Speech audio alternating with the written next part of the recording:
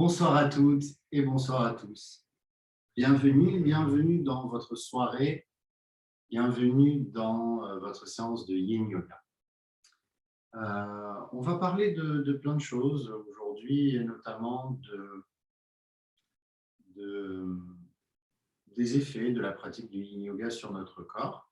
On va commencer presque sans plus attendre par la posture du Sphinx. Alors, pour ce soir, on est dans du yin. Moi, je vais particulièrement prendre soin de moi. Je vais utiliser des coussins sous mes coudes. Mais il y a plein de variantes de cette posture. Je vais vous en montrer une autre aujourd'hui, celle carrément où, en fait, j'utilise même plus mes coudes. En fait.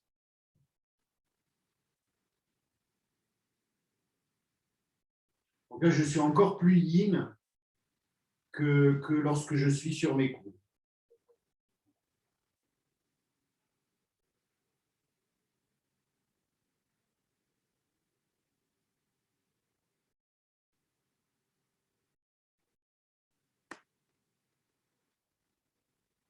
Je laisse vraiment mon corps se relâcher complètement. Je ne vais pas trop fort au début, vous le savez. Le yin, c'est comme le yoga, c'est un outil qui peut être vu comme un couteau très aiguisé. Donc, imaginez que vous utilisez un couteau très aiguisé sur un aliment très huileux, très glissant. Eh bien, ce n'est pas le moment, en fait, d'utiliser le couteau très aiguisé. Il vaut mieux d'abord essuyer le surplus de graisse et de tout ce qui rend cet objet glissant avant de réutiliser le couteau.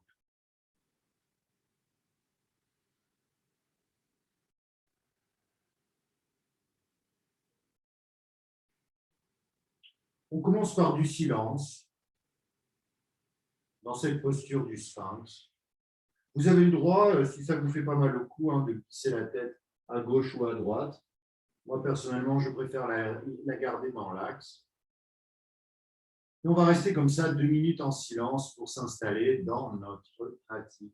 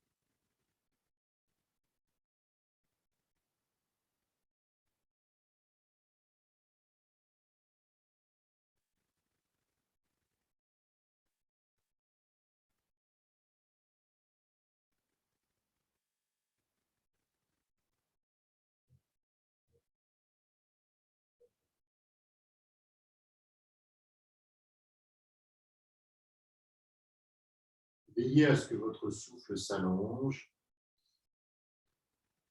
Veillez à ce que vos expirations soient lentes et tranquilles. Veillez à ce que votre visage soit complètement relâché. On va parler d'hormones ce soir, du yoga et de ses bienfaits sur le système hormonal. D'abord, il faut se rappeler qu'on fait du yoga pour être en bonne santé. On va dire, si on devait avoir un but, c'est être en bonne santé. Ce n'est pas être beau, on l'est déjà, ce n'est pas être musclé, personne ne nous prend en photo. C'est pour être en bonne santé, vivre vieux, bien vieillir. Et la santé, c'est un bon métabolisme, c'est-à-dire un bon système nerveux, de bons muscles, de bons tissus conjonctifs, un bon système immunitaire,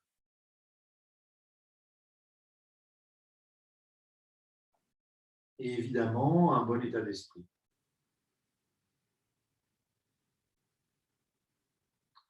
On va se diriger tranquillement vers la posture de l'enfant. Là aussi, je vais vous en proposer une version très yin où je vais avoir un bon coussin devant moi, un ou deux, et je vais venir en fait d'abord poser l'oreille gauche dessus et rester. Si ça vous fait mal au cou, ne le faites pas. Sinon, on va rester les 2 premières minutes de la posture sur l'oreille gauche.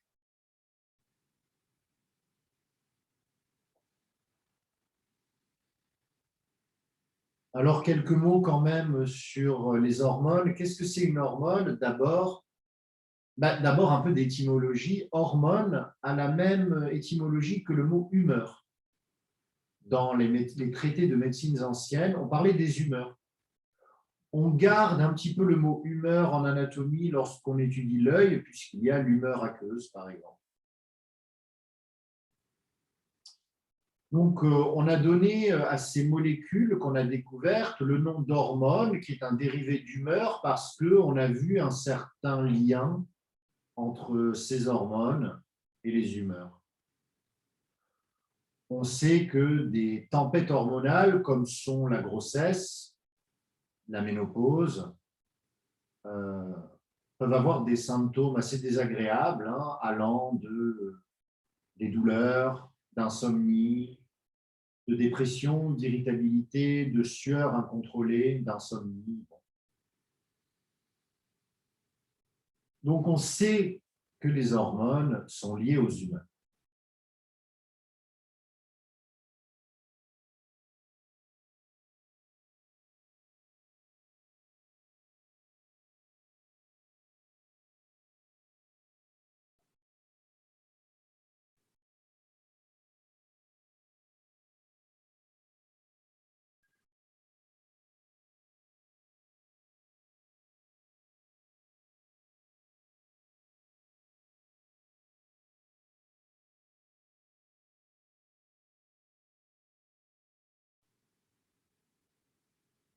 Changez la tête de côté si vous aviez la tête sur l'oreille gauche, mettez-la sur l'oreille droite.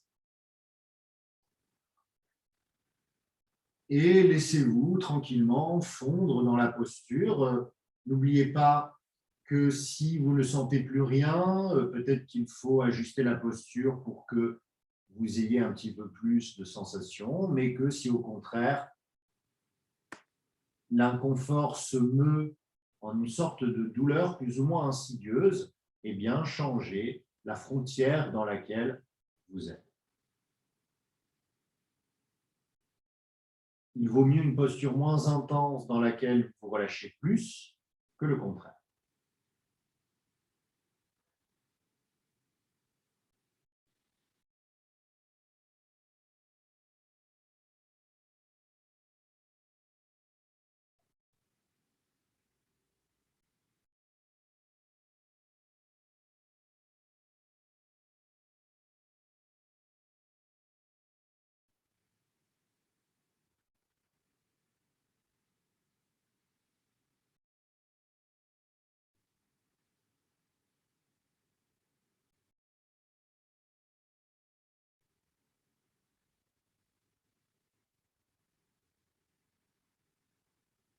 Respiration ventrale, expiration longue, yin. Lâcher prise, autorisation, douceur, calme, accueil.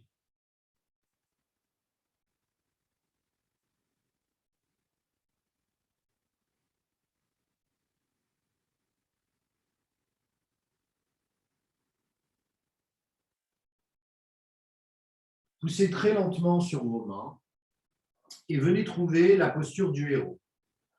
Si ce soir, vous ne pouvez pas trouver la posture du héros sans coussin, eh bien, utilisez un coussin.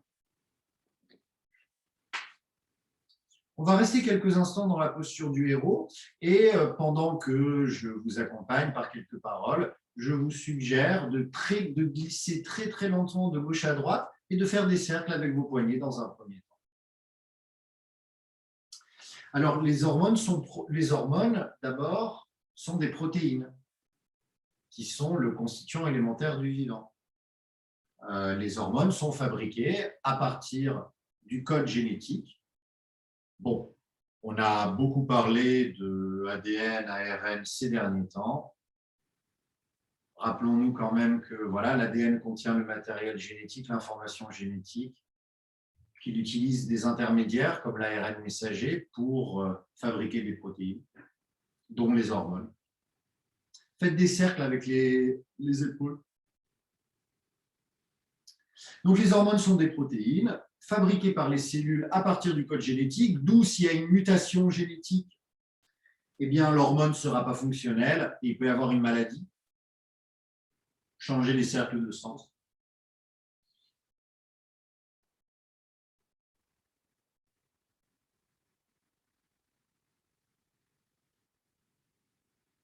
Faites des noms de la tête.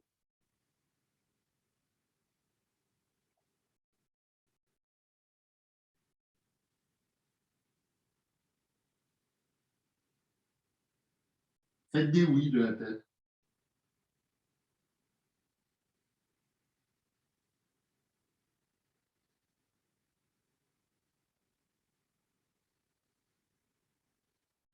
Les hormones sont produites par des cellules qui sont contenues dans des glandes, qui sont des cellules spécialisées dans la synthèse protéique. Quelles sont les glandes hormonales? Vous les connaissez sûrement, par exemple la thyroïde. Les glandes surrénales que nous avons comprimées tout à l'heure dans le sphinx et décomprimées dans l'enfant.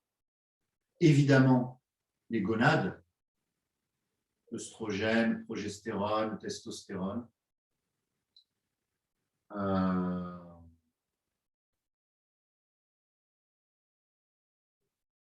Respirez bien. Laissez vraiment le bassin se relâcher. Ne laissez pas non plus les informations vous empêcher d'être ici et présente.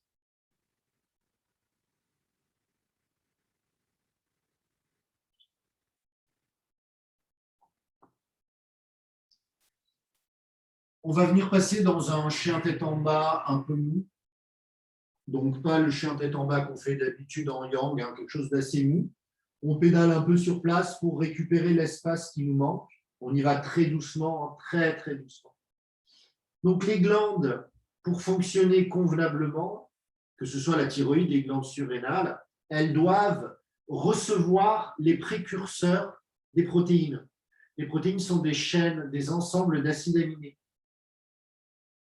D'où viennent les acides aminés? De la nourriture. On mange des protéines qu'on digère, qu'on découpe en acides aminés, et on utilise les acides aminés pour fabriquer des protéines à partir de notre code génétique. Glissez le bassin de gauche à droite, baillez, faites des grimaces, ouvrez, refermez la bouche.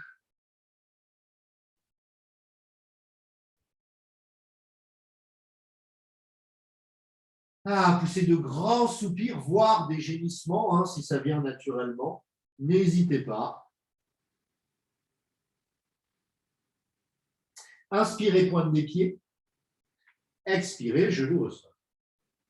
Posture du papillon, en tout cas du papillon yin, c'est-à-dire une sorte de carré avec vos jambes, hein, un carré qui a subi une rotation à 45 degrés. Et vous venez laisser arrondir votre dos. Voilà. Donc là, vous savez que les briques, les coussins sont vos alliés. Par exemple, faire ça, c'est très bénéfique. Hein. On en a beaucoup discuté l'année dernière, mais il vaut mieux une posture dans laquelle votre tête ou quelque chose touche, en fait. Alors, le sol, oui, mais souvent, c'est bien trop loin. Donc, des briques, des coussins.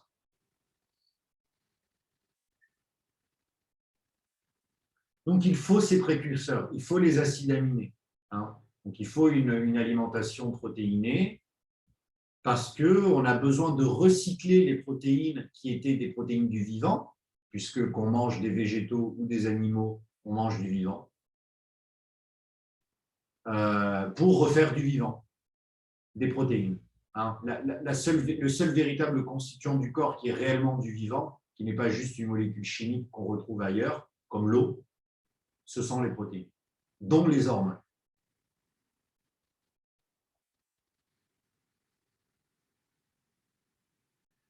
Donc en yoga, lorsque vous comprimez et décomprimez les glandes, qu'est-ce que vous faites physiquement?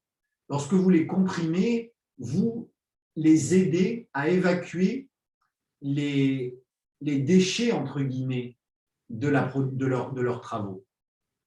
C'est-à-dire les protéines qui sont dégradées, les intermédiaires qui ont servi dans les chaînes métaboliques, l'hémoglobine désoxygénée, c'est-à-dire dont le noyau de fer a perdu ses atomes d'oxygène. Respirez par le ventre.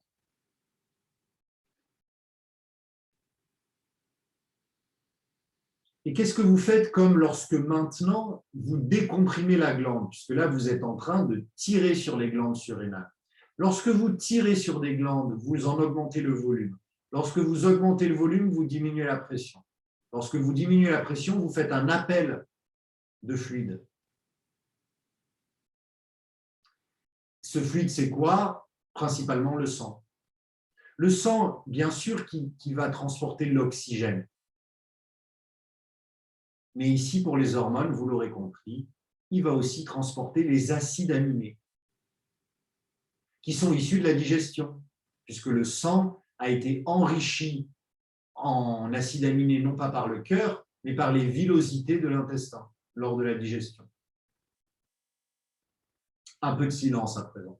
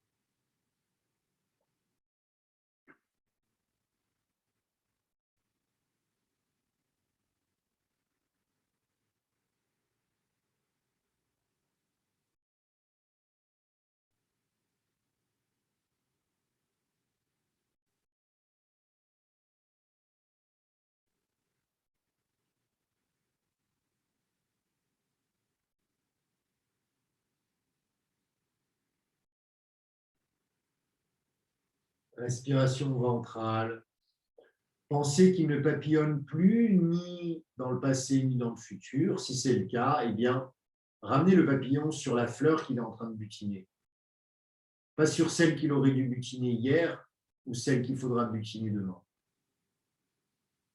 Ne fuyez pas l'inconfort, votre libération, votre force, votre calme, votre bien-être réside dans votre capacité à accueillir, à plonger dans l'inconfort. L'inconfort qui souvent naît du changement, de l'instabilité, de l'insoutenable instabilité de l'expérience incarnée. Poussez sur vos mains, redressez lentement. Alors là, vous voyez qu'on n'a plus envie de recomprimer les vertèbres. Hein. Naturellement, on a envie de rester comme ça. On va le faire, on va rester comme ça. On retournera dans le sens tout à l'heure. Vous allez écarter les jambes. Alors, je vous conseille tout de même vivement, enfin, chez moi, ça fait quand même beaucoup plus de bien, d'utiliser des briques sous les genoux. Éventuellement, si vous avez du mal à vous avancer vers l'avant, vous pouvez aussi utiliser un coussin sous les fessiers. Donc, Upavishta Konasana, je crois que ça s'appelle la selle. Les anglo-saxons appellent ça la selle. Plongez vers l'avant. Hein. Ne fléchissez pas les pieds, laissez-vous être. Ne faites pas comme moi qui lève la tête pour voir l'écran, pour vous regarder. Laissez votre tête, quant à vous, se baisser. Et vous pouvez faire comme Pascal, utiliser un grand bolster ou une pile de coussins ou une pile de briques pour que votre front s'abandonne sur une surface.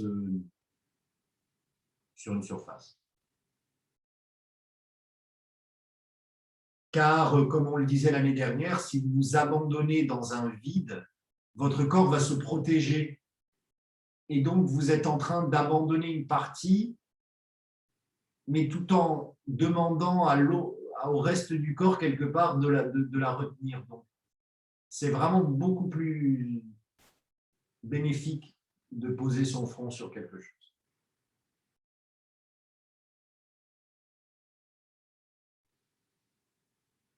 Alors, je continue à vous donner quelques informations. Hein.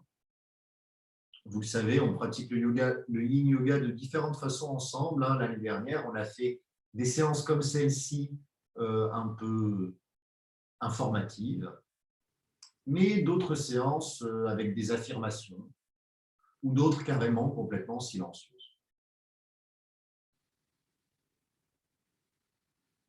Donc, en yoga, vous allez travailler sur vos muscles, notamment en hatha yoga ou en vinyasa.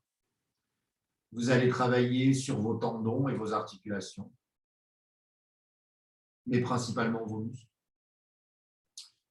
En yin yoga, vous allez travailler sur vos tissus conjonctifs, vos organes, votre système nerveux,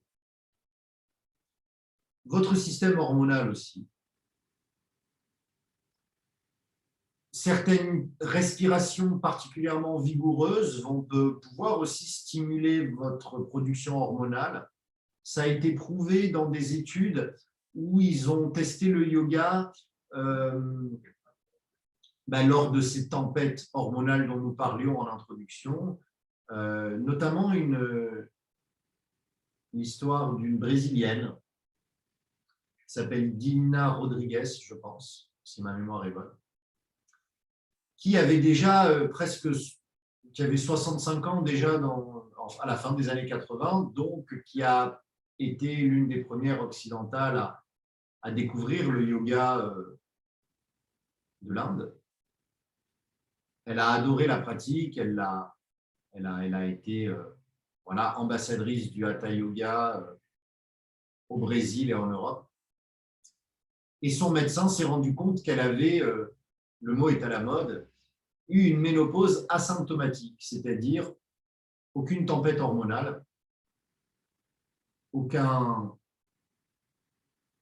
effet secondaire comme la dépression ou l'irritabilité ou que sais-je, ou les sueurs froides ou que sais-je, et surtout un taux d'hormones d'une femme de 30 ans.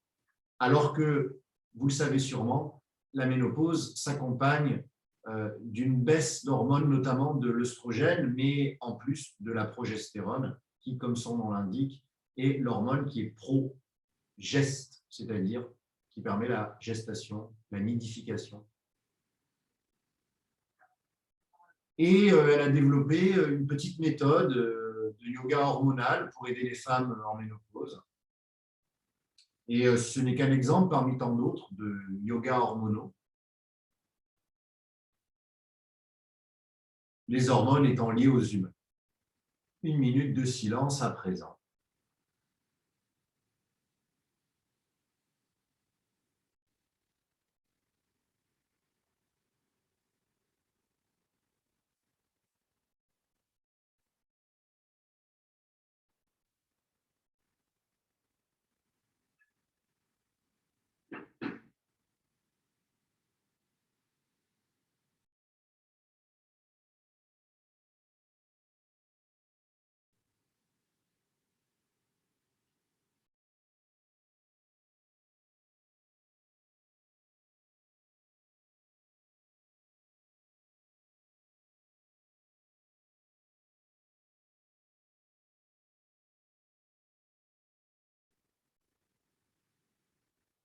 Poussez gentiment sur vos mains. Et là, vous allez garder les jambes comme elles sont. Vous allez utiliser des coussins encore si vous en avez personnellement. Je vais en utiliser. Et je vais vous montrer une variante d'une posture que j'aime beaucoup, où en fait, vous allez vous tourner donc gentiment donc d'abord, vous allez vous tourner vers votre gauche pour aligner vos épaules avec votre jambe droite. Et ensuite, alors moi, j'aime bien poser mon coude tenir ma tête.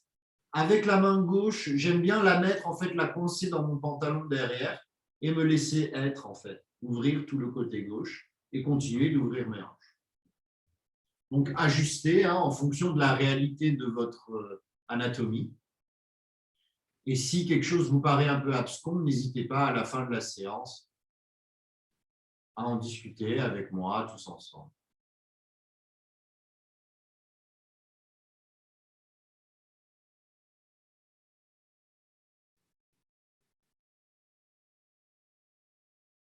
N'oubliez pas qu'il faut que vous puissiez vous détendre dans l'inconfort. Que c'est là où vous aurez la force, le calme dont nous avons besoin pour faire face à la versatilité de l'extérieur. Lorsque nous sommes capables d'accepter l'inconfort de notre propre intérieur, l'inconfort émanant de l'extérieur nous semblera pas si important que ça. En tout cas, pas source de mal-être, pas source de souffrance.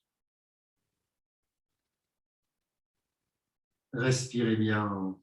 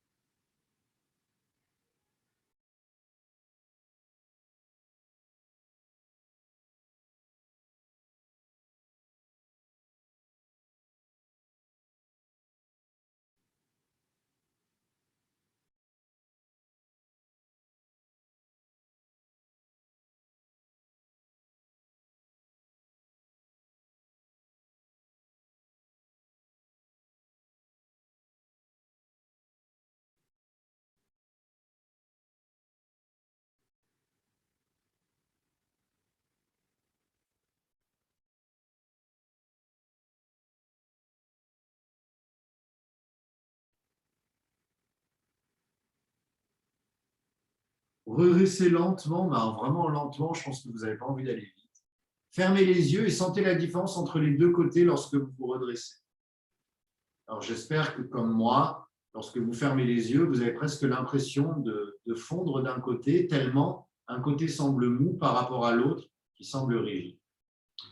Évidemment, vous vous doutez de la suite, on va faire la posture dans l'autre sens, à votre rythme.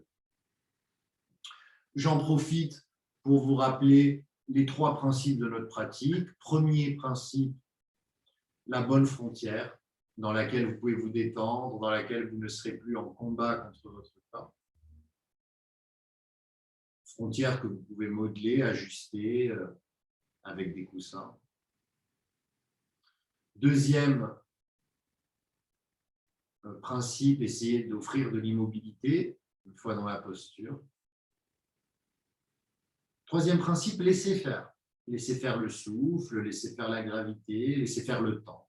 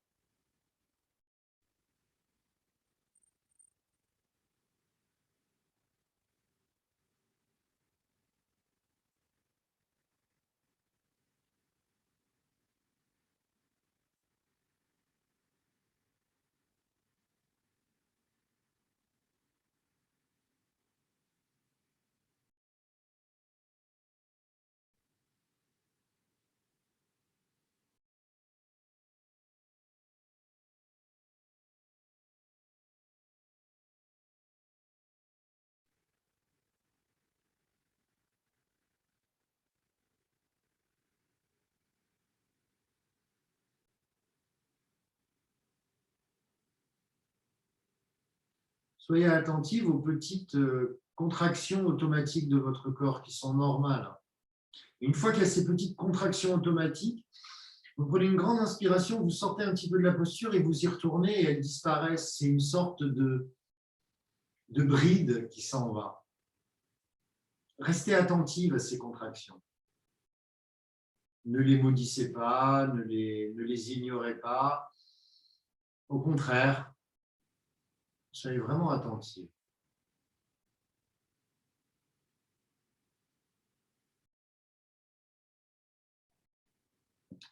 On va venir se redresser lentement, vérifier qu'on est à peu près équilibré. Glisser ses mains sous ses cuisses et avoir les jambes inertes et les redresser avec les mains. Avoir l'impression de sortir de 3 heures d'équitation. Et venir faire quelques petits mouvements d'essuie-glace. Alors, je crois que la sagesse populaire nous dit qu'il n'y a pas de plus grand plaisir que la suppression d'une douleur. Alors là, je pense que la suppression de cet inconfort et le travail sur la refermeture des hanches, ça devrait, j'espère, finalement vous donner du plaisir, qu'on accueille, hein, qu'on ne cherche pas, mais qu'on accueille.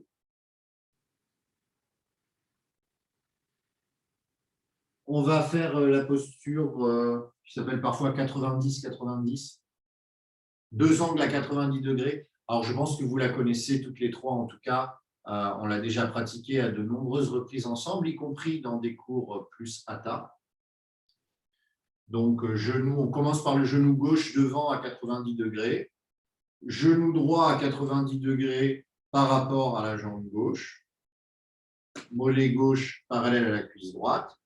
Et là, je vous redis, hein, les hanches, la forme des hanches, c'est très, très, très, très variable d'un individu à l'autre, des femmes par rapport aux hommes, mais des femmes entre elles, des hommes entre eux. Donc là, vous allez tester. Testez de pousser sur la main gauche et de vous redresser. Regardez ce que ça fait. Testez de tourner vers la gauche en passant la main droite de l'autre côté. Regardez ce que ça fait. Et testez de vous pencher vers l'arrière et regardez ce que ça fait. Alors, chez moi, c'est vers l'arrière que ça me procure le plus de bien, sur ma hanche droite. Donc, chez moi, je me penche assez souvent vers l'arrière. Et là, je détends à chaque expiration ma jambe droite qui est revêche, hein, qui est retorse, qui refuse de se détendre. Eh bien, je suis attentif. Ne laissez pas les quelques paroles qui accompagnent votre pratique vous empêcher de respirer et d'être dans la posture.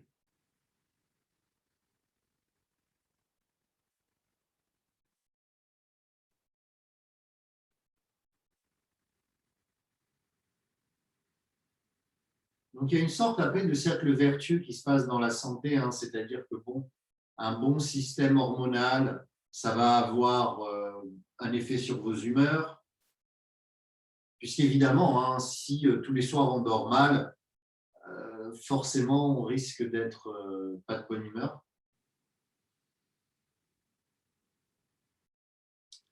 Un bon système immunitaire aussi va jouer en votre faveur, puisqu'un mauvais système immunitaire qui constamment vous bouche le nez, constamment vous fait tousser, eh bien pareil, il va avoir raison de votre bonne humeur.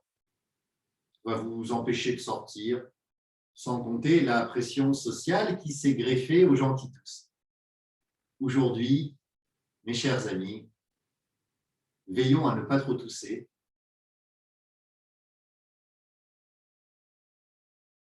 Toussons dans le coude en tout cas. Parce que certaines personnes deviennent très, très effrayées par la toux, par les éternuements. Donc, un bon système immunitaire grâce au yoga devrait nous permettre de nous débarrasser des rhinites saisonnières. En tout cas, personnellement, j'ai énormément moins de rhinites saisonnières qu'avant lorsque je ne pratiquais pas.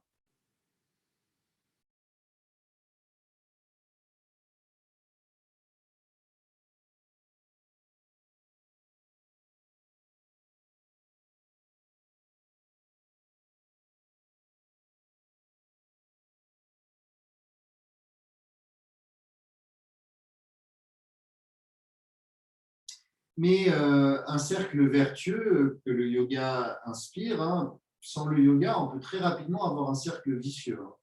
Donc, mauvais système hormonal, cause mauvaise humeur, cause contraction musculaire, cause, etc., etc. Bon, et ça devient un cercle vicieux. Hein, comme je vous l'ai déjà dit, puisque tout change, eh ben, tout peut aller mieux ou moins bien. Et c'est souvent le cas, en fait, les choses sont interdépendantes. Mon corps va mieux, mon esprit va mieux, mon esprit va mieux, mon corps va mieux. Et réciproquement, mon esprit va mal, mon corps va mal, mon corps va mal, mon esprit va mal.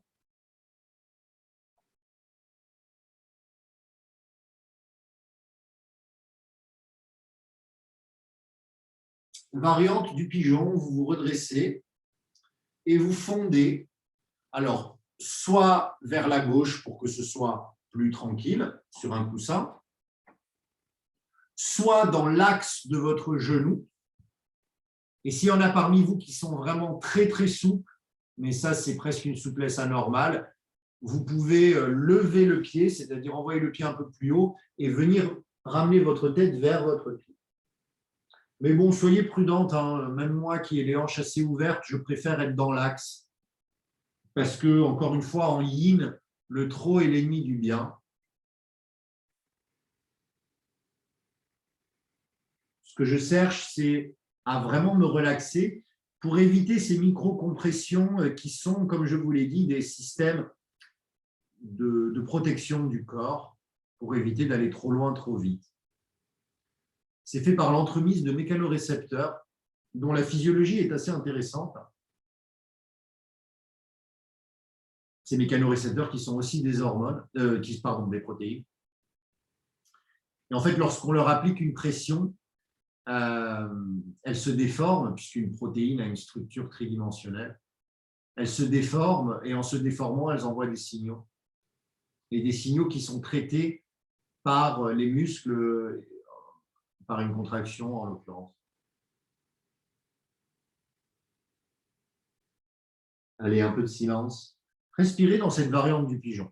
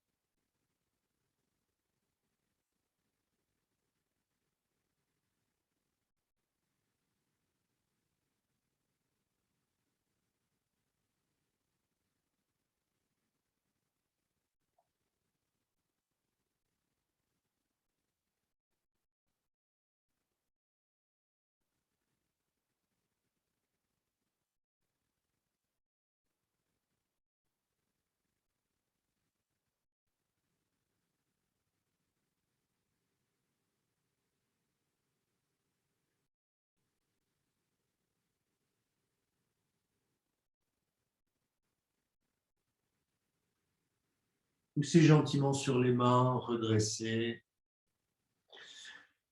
Faites un tour dans la torsion, c'est-à-dire envoyez les deux mains vers l'arrière. Prenez une grande et belle inspiration, expirez, tournez un petit peu, ouvrez un peu l'épaule.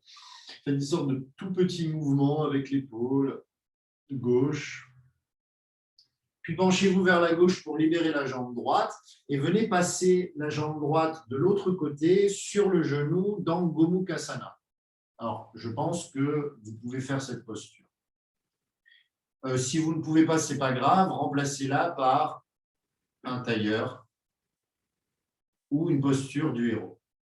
On va s'intéresser à nos épaules. Vous pouvez utiliser un coussin, vous pouvez utiliser votre t-shirt, vous pouvez utiliser une sangle. On va rajouter les bras, hein, je pense que vous vous doutez. On va d'abord ouvrir le bras gauche.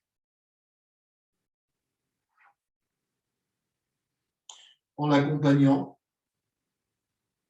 Moi, j'aime bien faire des petits mouvements ici, vous voyez. J'aime bien respirer, ouvrir un peu. Et ensuite, j'attrape tout simplement mon t-shirt. Et là, déjà, j'ai une belle ouverture. Si je veux rajouter la main droite, vous connaissez la suite, hein, vous poussez la main droite, paume de main vers l'extérieur, vraiment, vous la poussez comme un grand mouvement de brasse, puis vous ramenez le dos de la main dans le dos et vous essayez d'attraper, alors à défaut de votre main, la sangle ou le t-shirt.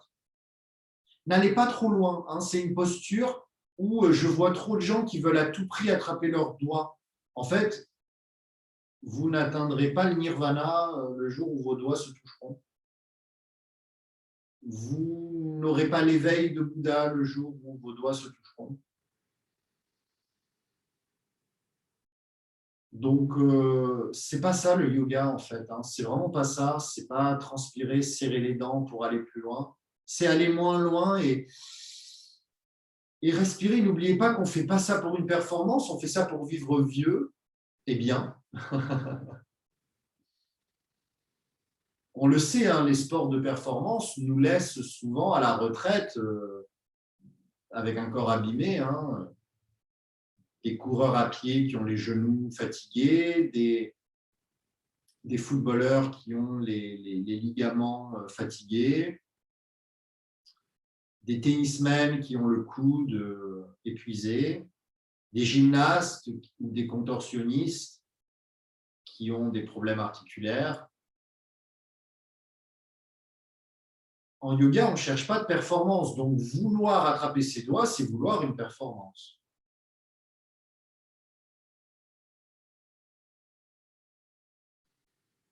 Pas de performance.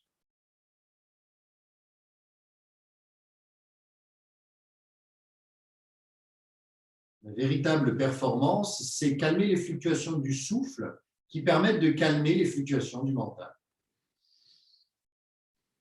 Et j'espère que vous serez convaincus que les hormones, les glandes endocriniennes, c'est comme ça qu'on nomme les glandes qui produisent des hormones, comme la thyroïde, les glandes surrénales, les gonades, eh bien, participent à ce bien-être et à cette bonne santé.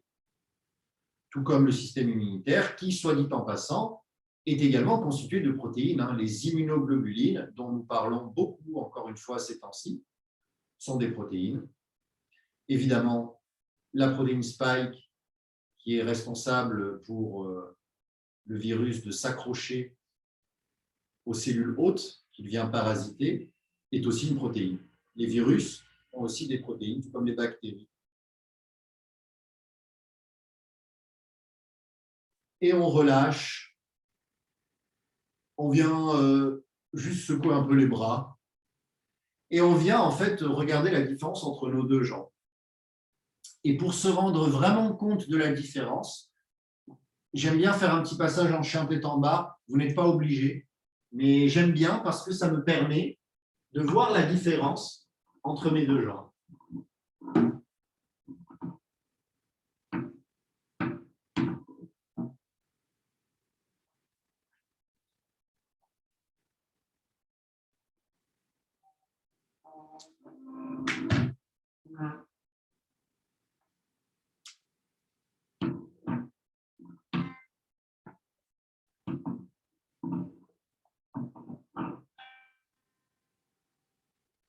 Pédalez un peu sur place et j'espère que vous sentirez la différence entre vos deux hanches.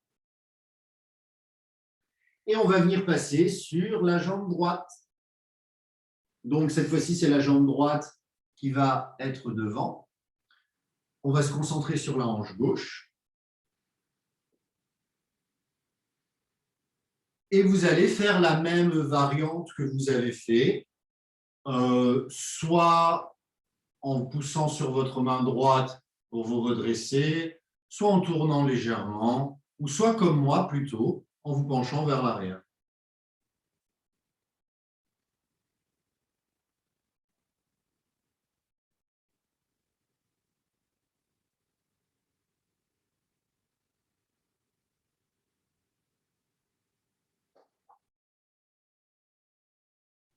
Donc souvent en yoga, je vous parle du sang qui amène l'oxygène. Bon, l'oxygène est une molécule, enfin très exactement le dioxygène.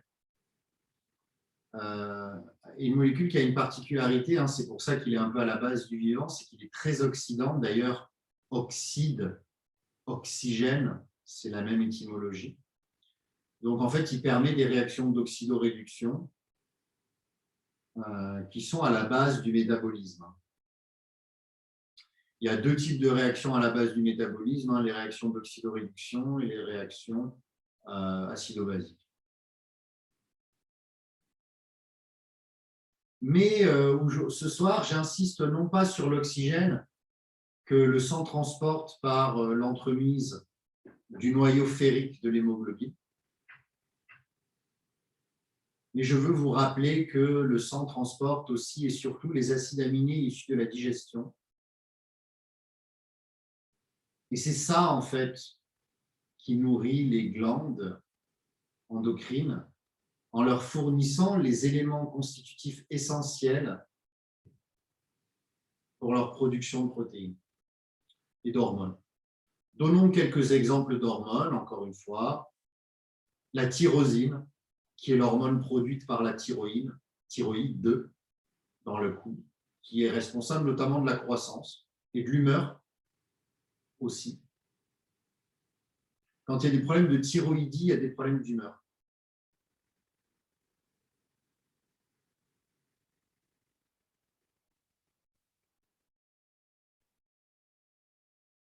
La thyroïde, qui d'ailleurs, la tyrosine, cette hormone, a besoin d'iode. Sans iode, la thyroïde gonfle, on développe un goitre, comme certaines populations qui vivent loin de la mer. Et c'est pour ça qu'on a pris l'habitude de ioder le sel marin, de lui rajouter de l'iode pour éviter les goitres que nous avions en France pour les populations qui manquaient de sel. Donc voilà, premier exemple, la tyrosine, hormone produite par la thyroïde au niveau de la gorge, qui est stimulée dans des postures d'inversion, bougie, charrue, tout ça, poisson.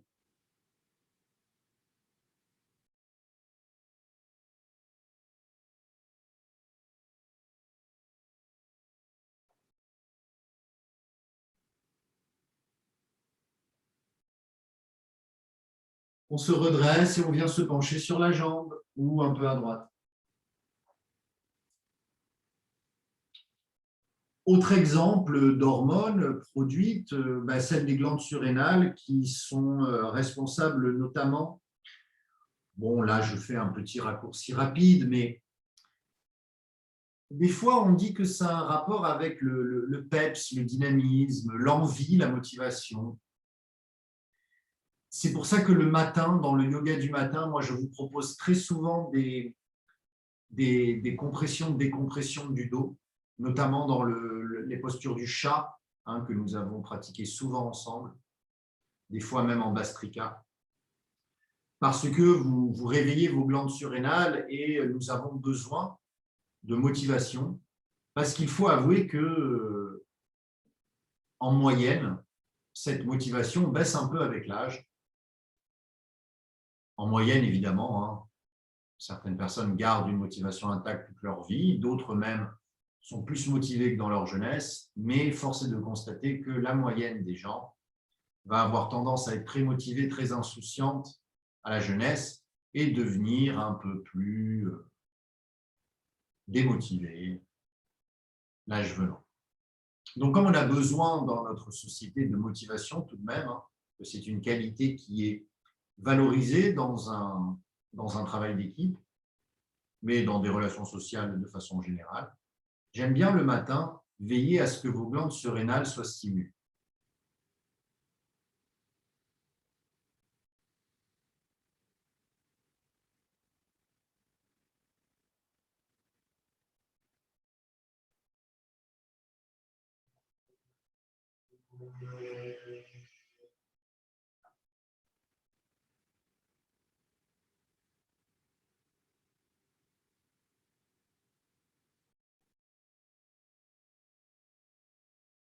Respirez évidemment par le ventre, hein. Et encore une fois, ramenez le papillon à la fleur qu'il butine ici et maintenant. Le mental, ramenez-le à ce qu'il se passe, à ce qui est, pas à ce qu'il aurait dû être ou ce qu'il sera peut-être.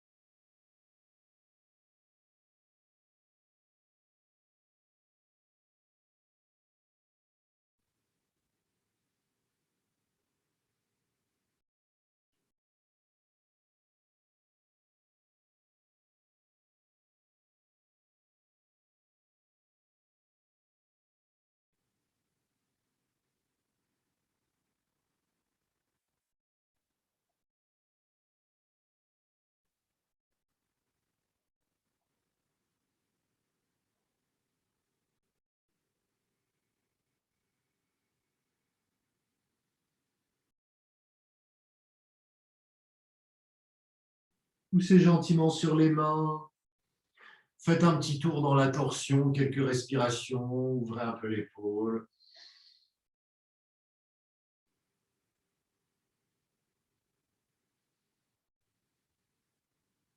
Penchez-vous vers la droite pour empiler le genou gauche au-dessus du genou droit.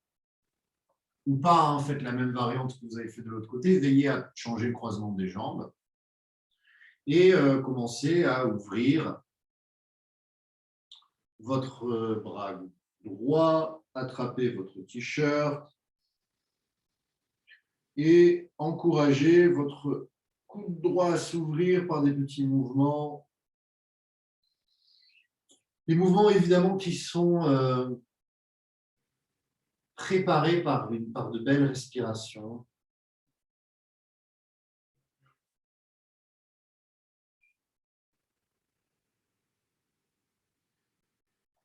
Si vous l'avez fait de l'autre côté, attrapez la sangle ou le t-shirt. Plutôt moins que plus et respirez bien. Le visage relâché. Ne collez pas l'épaule aux oreilles, hein, vous savez que les épaules sont lourdes et relâchées. N'oubliez pas que c'est véritablement du yin yoga, hein. Donc, la seule contraction véritablement qu'il y a là, c'est vos doigts. Mais ce n'est pas parce que vos doigts se contractent que vos épaules se contractent. Mes doigts ici se contractent pour attraper mon t-shirt ou pour s'attraper les uns avec les autres. Mais votre triceps, votre épaule doit être relâché, votre cou doit être complètement libéré. Une des indices qu'on a serré les épaules et qu'on les a contractées pour rien, c'est qu'on ne bouge plus le cou librement. Ce qui n'est pas recommandé parce que les muscles cervicaux sont très fins, facilement déchirables, d'où les torticolis ou les douleurs cervico-brachiales, cervico-musculaires.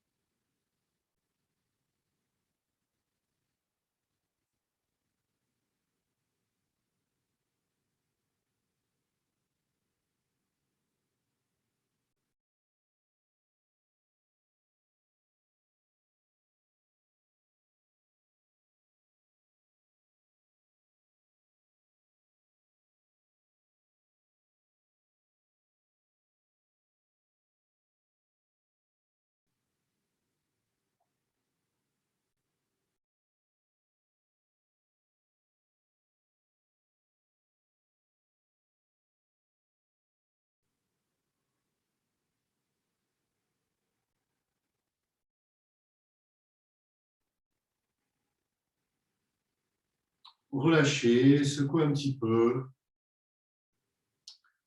On va terminer par une simulation finalement de la thyroïde.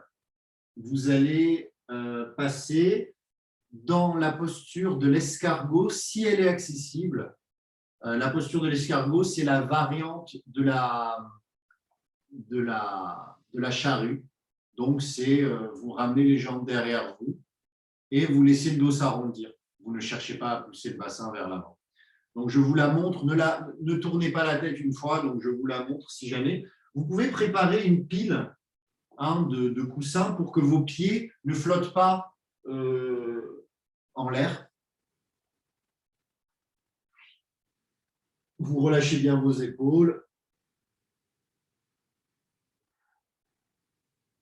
Voilà, vous aurez peut-être besoin des coussins ou pas. Hein.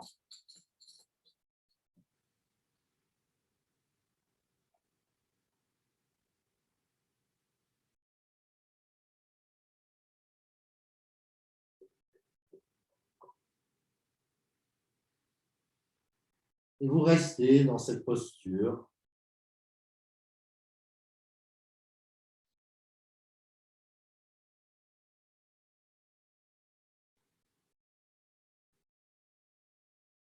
En respirant profondément malgré le manque d'espace.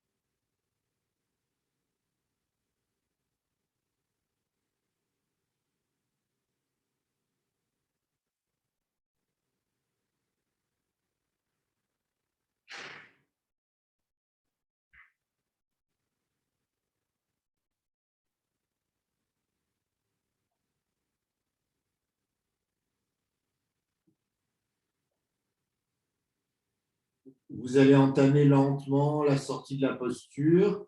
Restez quelques instants les jambes au ciel. Secouez éventuellement un peu vos pieds si ça vous fait du bien.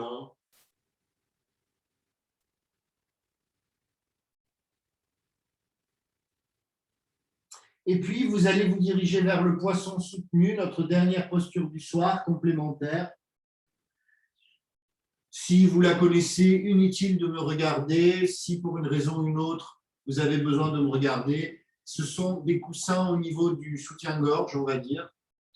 Prévoyez un coussin derrière si votre cou n'aime pas s'ouvrir avec autant d'intensité.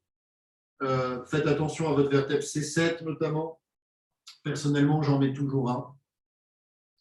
Ajustez le nombre de coussins qu'il vous faut et venez ouvrir votre poitrine dans cette posture que nous avons déjà pratiquée ensemble.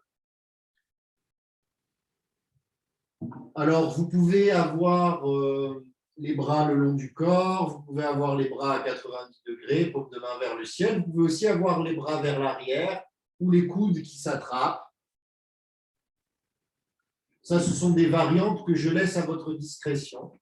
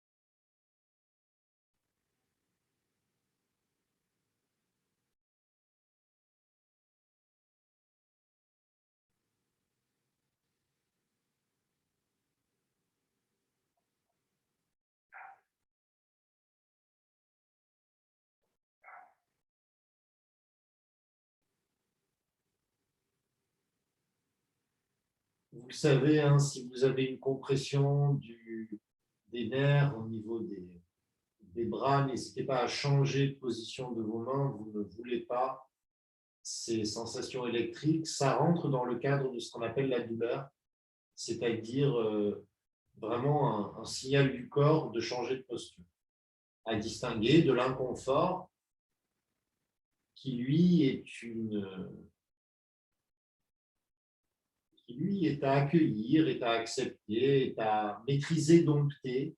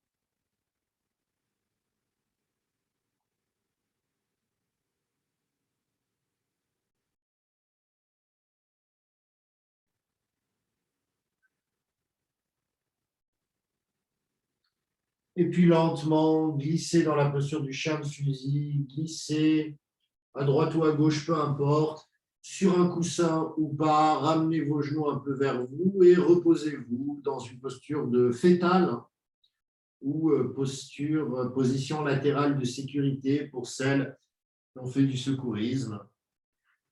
Restez dans cette posture autant de temps qu'il vous faut avant de trouver votre posture de relaxation. Si vous avez besoin de faire quelques petits mouvements très lents avant votre relaxation, vous pouvez. Faites-vous confiance, écoutez-vous.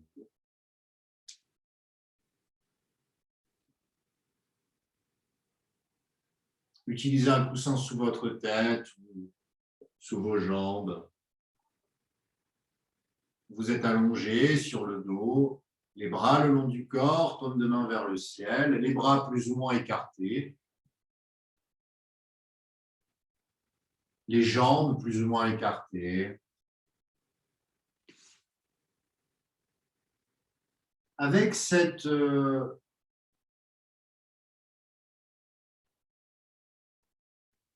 avec ce confort de votre lieu de vie qui favorise le lâcher-prise, puisque vous n'êtes pas en territoire inconnu, vous n'êtes pas parmi d'autres personnes,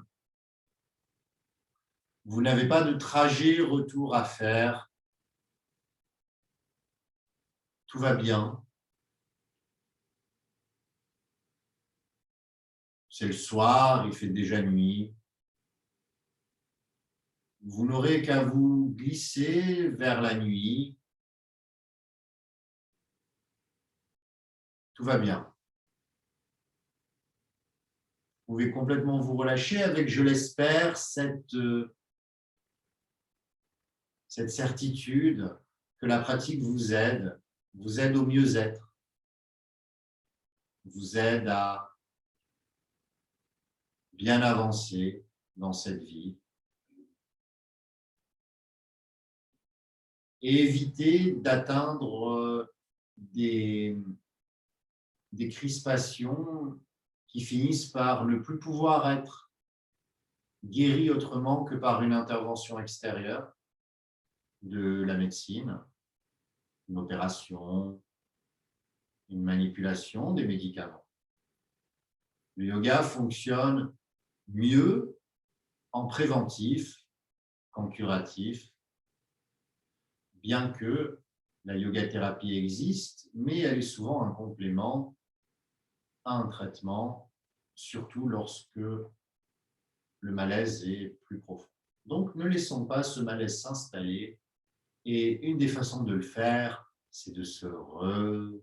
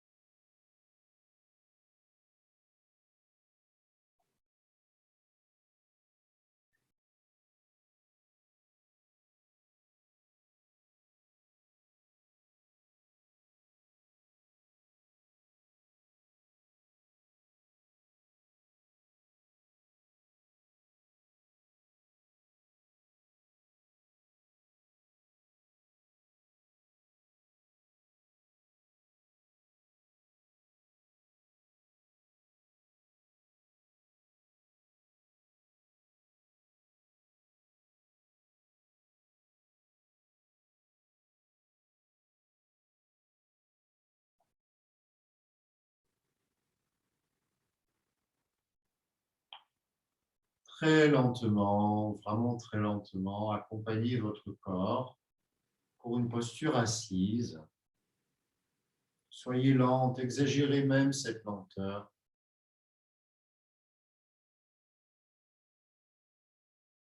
Venez vous asseoir paisiblement pour quelques instants de contemplation.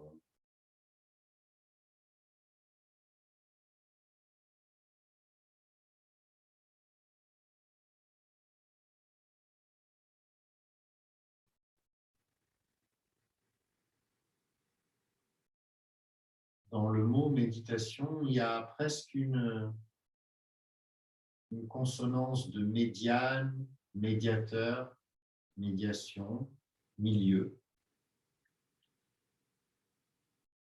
Et le milieu, qu'est-ce que c'est? C'est le milieu dans le changement. Donc ça change, donc ça va soit plus à droite, soit plus à gauche, soit ça va un peu mieux, soit ça va un peu moins bien, soit ça va un peu plus haut ou un peu plus bas, un peu plus de lumière, un peu moins de lumière. Et qu'est-ce qu'il y a au milieu?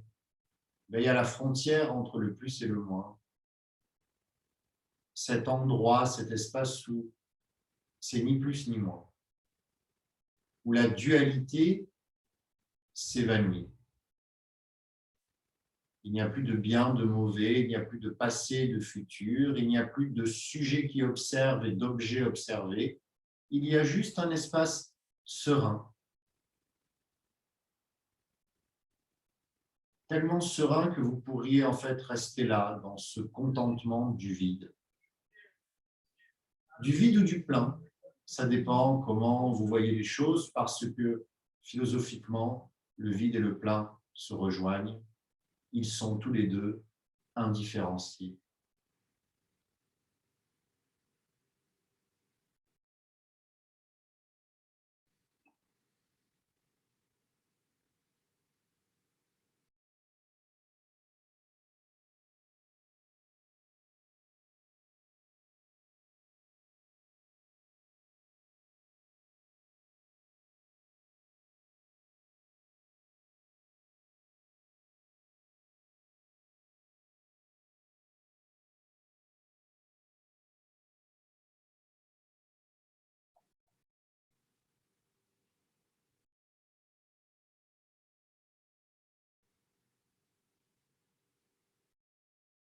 Grande et belle inspiration. On vient frotter lentement les mains. Bailler si on a envie de bailler, mettre un peu de massage dans notre pratique en venant masser nos tempes, décompresser dans les narines bouchées, masser le cuir chevelu,